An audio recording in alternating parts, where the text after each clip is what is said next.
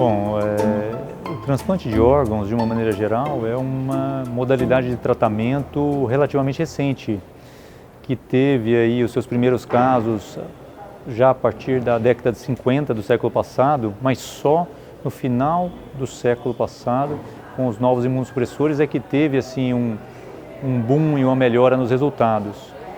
Fígado, coração, pulmão, pâncreas, rim, são exemplos. Mas outras modalidades de transplante de órgãos não vitais também surgiram, por exemplo, o transplante de face, e uma outra modalidade, que foi o transplante de útero, veio mais recente suprir uma outra necessidade, aí, principalmente nos casos dos casais com infertilidade, de mulheres que têm o fator uterino como o fator responsável pela infertilidade. Então, aqui no Brasil, nós tivemos aí a felicidade de fazer o primeiro caso do mundo com doadora falecida. Foi uma doadora de múltiplos órgãos que doou ou fígado, doou rim e também, nesse caso, doou útero. Nós retiramos o útero dessa doadora de 45 anos e colocamos numa mulher de 32 anos que nasceu sem útero. Essa mulher ficou um tempo usando imunossupressores para não rejeitar, foi implantado o embrião no útero, teve uma gestação normal, sem nenhum problema maior, e no final da gestação foi feita uma cesárea, e nós tivemos aí, no final, em dezembro de 2017, o nascimento então da primeira criança no mundo de um transplante de útero com doadora falecida. Essa é uma felicidade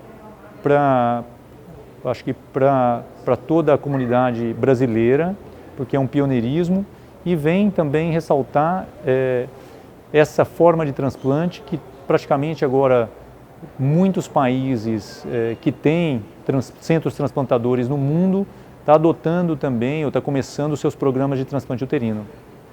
Olha, especificamente do transplante, que é a área que eu trabalho mais, eu sou transplantador de órgãos, a gente faz fígado, pâncreas, intestino, útero também, estamos começando. Então, eu creio que o útero vai se tornar uma modalidade assim, padrão, e as mulheres que têm esse problema, ou tiveram que remover o útero, ou nasceram sem o útero, ou têm alguma doença, algum fator que impossibilita a gravidez com o útero que ela possui, elas vão ter essa oportunidade de fazer o transplante de útero e ficar com esse órgão por um período para poder ter uma ou até duas gestações, 2 filhos, e depois que remover o útero, não necessita mais usar medicação imunossupressor para rejeição.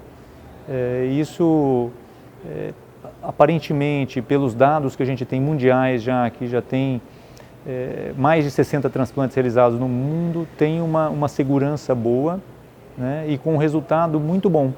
Já tem quase, imagino que uns 17 nascidos dessa modalidade de transplante. E isso está aumentando de uma maneira expressiva no mundo todo.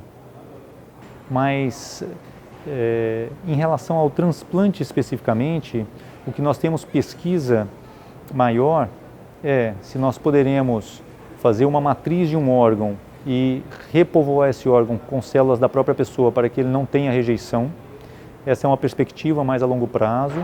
Ou usar órgãos de animais modificados geneticamente, que é chamado de xenotransplante.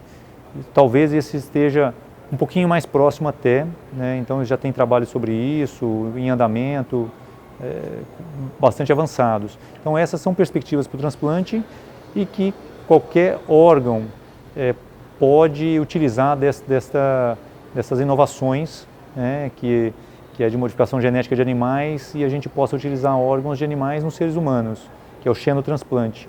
Essa é uma modalidade, e a outra que é de você usar matriz, então você usa enzimas ou substâncias que vão retirar as células e a gente vai repovoar essas células com células indiferenciadas que vão se diferenciar naquele órgão que você deseja e depois você pode implantar nas pessoas. Eu acho que esse segundo aí está um pouco mais a longo prazo, mas são perspectivas que nós temos para diminuir assim, os efeitos adversos, os efeitos colaterais que você tem de fazer um transplante. Porque hoje em dia, além da cirurgia ou da técnica cirúrgica, nós temos que usar medicamentos para evitar que esse órgão seja rejeitado pela pessoa. E esses medicamentos, às vezes, trazem alguns efeitos colaterais. Então, se isso acontecer, nós evitamos o uso desses medicamentos. Mas o útero tem uma grande vantagem. Você usa por um período muito curto. Diferente de um outro órgão, você vai transplantar o coração, vai transplantar o fígado, o pâncreas, o rim, etc. Ele vai ficar por muitos e muitos anos, né, por todo o restante da vida da pessoa, e todo esse período a pessoa tem que usar um imunossupressor. Diferente do útero, que vai usar, no nosso caso, a nossa paciente usou 1 ano e meio só de imunossupressor. Foi um período muito curto e não teve nenhum problema com isso. O que nós percebemos depois dessa... É claro que o nosso estudo, todo esse procedimento, a inovação e o sucesso que nós tivemos, traz uma satisfação pessoal muito grande, mas nós vimos depois, com a procura de um número muito grande de mulheres que têm esse problema, o quanto aflitivo é para elas não ter a possibilidade de engravidar, de ter o filho, e o quanto elas desejam que isso aconteça. Então, essa inovação, a ampliação dessa modalidade terapêutica vai favorecer muito essas mulheres. Eu acho que quem não está próximo ou em contato com essas pessoas não sabe o sofrimento que é elas não terem essa possibilidade. A paciente que nós fizemos o transplante, que não tinha nascido com útero, para ela foi uma felicidade enorme ela ter menstruado pela primeira vez.